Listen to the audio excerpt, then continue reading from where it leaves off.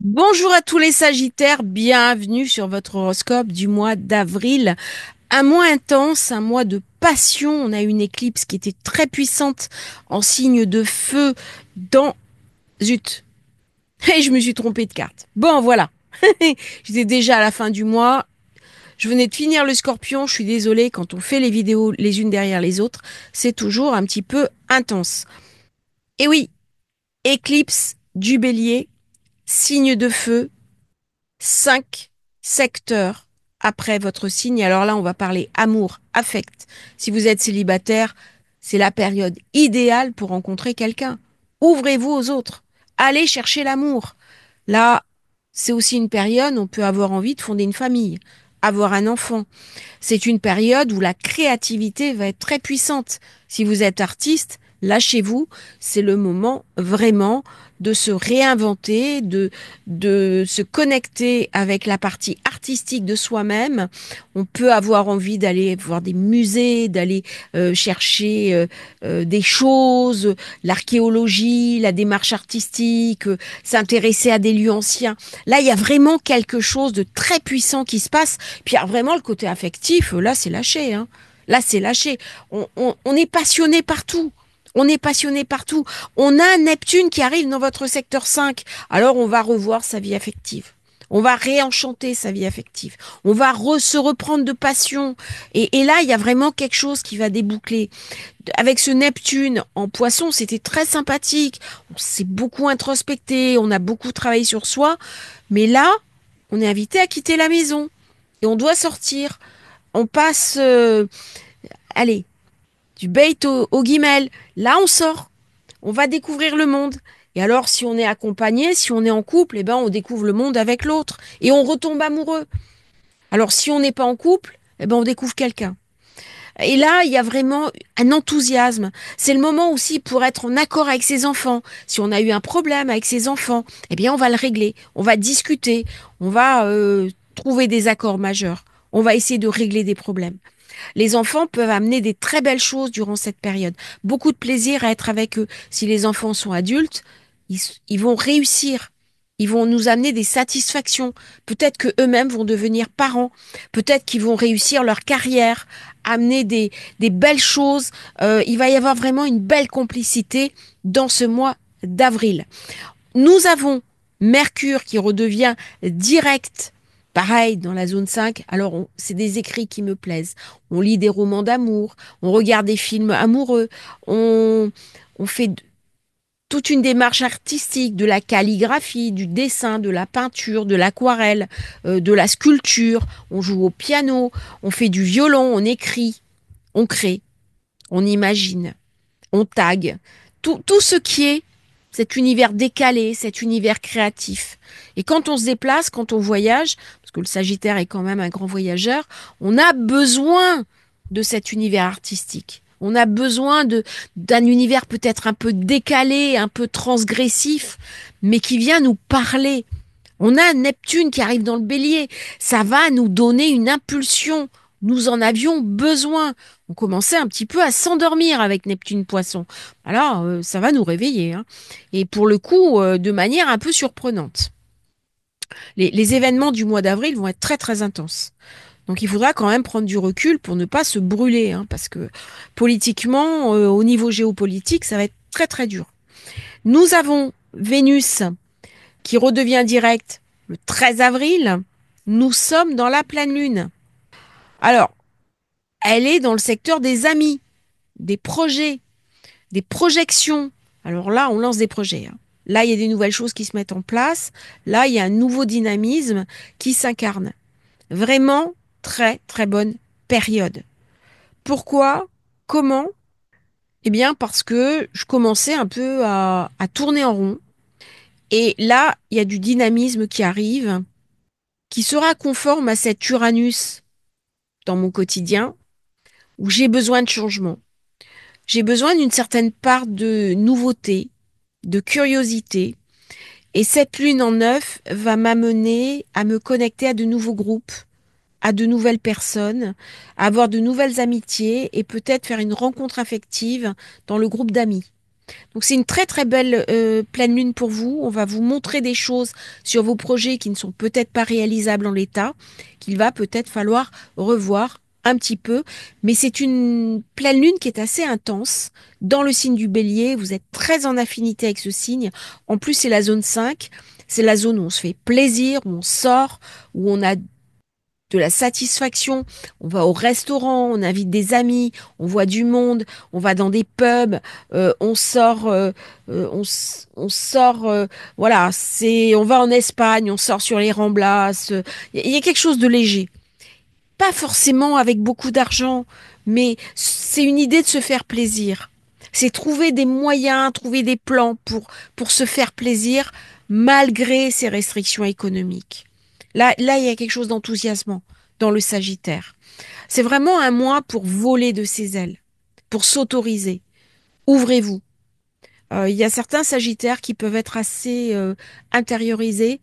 Eh bien, c'est le moment vraiment pour aller gambader dans le pré. Nous avons bien sûr Mercure hein, qui rentre en Bélier le 16. Alors là, c'est tout ce qui est mail. C'est tout ce qui est imagination. C'est tout ce qui est outils de créativité. On peut utiliser aussi la créativité pour solutionner des problèmes que l'on a. Donc, il y a un côté technique dans ce Mercure en Bélier. Le 19, Mars sera en Lion. Très bon pour vous. Ça amène beaucoup d'enthousiasme, beaucoup de passion. C'est du feu. Donc autant dire que ça fait bouillir un petit peu les événements, les positionnements, tout ça, c'est très très positif. C'est en neuf. Donc on peut décider un voyage, on peut décider d'apprendre de nouvelles choses, de suivre une nouvelle formation, de s'intéresser à des vieilles anciennes traditions, surtout dans le signe du lion, ou alors apprendre une nouvelle technique. Je me remets au piano, j'apprends la sculpture, le dessin, c'est les arts majeurs. On peut simplement visiter un musée, prendre un guide. Il y a quelque chose de très curieux, quelque chose de très artistique dans cette position-là. Ça me fait penser l'Italie, la Renaissance, les belles choses. Voyez, il y a le culte du beau en fait dans cette position-là. Et enfin, nous arrivons au 27, qui est la fin du mois. Voilà, c'était la première carte hein, que j'avais mise. Excusez-moi, ça arrive, hein, je vais pas faire de cut. Au moins, je fais de montage et au mieux je suis parce que bah, les 12 vidéos à sortir, alors je les enregistre les unes derrière les autres, pas toujours évident. Ça demande quand même une certaine intensité, un certain challenge personnel. Là, attention et vigilance. Parce que elle se déroule en taureau. Le feu et la terre, c'est très intéressant, ça vient nourrir un petit peu le cadre. Alors là, fin du mois, on est invité à regarder son quotidien et on n'a pas envie. Dans le quotidien, c'est pas le top. Il y a des choses qui nous pèsent. Il y a des gens qui nous horripilent. Il y a des choses qui nous énervent profondément et on peut avoir des conflits de personnes dans son travail, dans ses relations humaines. J'ai un Soleil-Lune carré Mars, carré Pluton, opposition Soleil-Pluton, avec une conjonction Algol-Uranus. Ça nous excède. Donc du coup, attention aux conflits de personnes. On va être très énervé aussi par le contexte général, la situation qui nous entoure.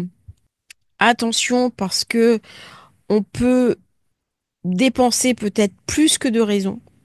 On peut aussi avoir des contrariétés, notamment au niveau personnel. C'est une période pas très enthousiasmante. Elle n'est pas très porteuse de sens.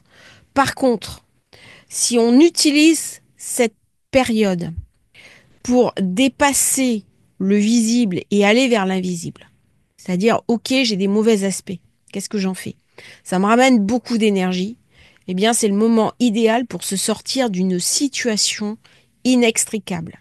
C'est-à-dire, si j'arrive pas à trouver de boulot, si je suis en difficulté financière, si dans ma vie c'est très dur, eh bien, ça ramène beaucoup de combativité. Donc à ce moment-là, au lieu de rentrer la violence à l'intérieur de moi, je la sors sur l'extérieur et j'en fais de la combativité pure. Et ça, c'est tout à fait possible avec Mars en Lion, parce que on a eu cet apport d'énergie, de feu, de passion. L'éclipse qui était dans le signe du Bélier, qui était en harmonie avec vous, ce qui fait que là, vous avez les 3 pôles feu qui sont activés. Ça veut dire que si vous vous ennuyez dans votre vie, si vous avez des problèmes personnels, si au niveau santé, ça se passe pas bien, eh bien, il y a quelque chose à changer. Il y a quelque chose à transformer. Il y a vraiment à aller au-delà du visible. Et c'est là que va se trouver la réponse. Elle va se trouver dans revisiter Mars, qui est en zone 9, retourner au nœud sud, qui est en zone 10, et là, vous allez pouvoir découvrir de nouvelles perspectives de carrière, des nouvelles ambitions, parce que vous allez vous relier avec ce qui est le plus essentiel pour vous. Peut-être que vous l'avez loupé depuis quelque temps. Peut-être que vous êtes tombé dans une forme de routine et que cette perspective vous amène à changer votre regard, à renouer avec votre essence, à reprendre un petit peu le fil de votre vie sur ce qui était fondamental. Peut-être que vous l'avez oublié en chemin. Et c'est ce que vient raconter Vénus qui rentre dans le Bélier à la fin du mois. Elle ramène beaucoup d'énergie. J'aurais eu le soleil qui serait passé en taureau d'ailleurs aux alentours du 20, j'ai oublié de le dire. Donc vous voyez, il y a beaucoup d'énergie. Mois très intense. Prenez du recul par rapport aux événements, ils vont être nombreux. Protégez vos placements aussi si vous êtes exposé. Euh, et utilisez vraiment cette puissance pour en faire quelque chose de positif dans votre vie. N'hésitez pas à voyager, à partir à l'étranger, à regarder aussi comment ça se passe à l'étranger au niveau de la vie et peut-être envisager un changement de cap et un changement d'avenir. Je vous remercie, Sagittaire, d'avoir suivi cette vidéo. N'hésitez pas à vous abonner à la chaîne et si vous souhaitez commander votre thème de naissance, votre révolution solaire, vous avez bien entendu le lien dans la description. À bientôt pour un nouveau partage sur Astrologie Facile.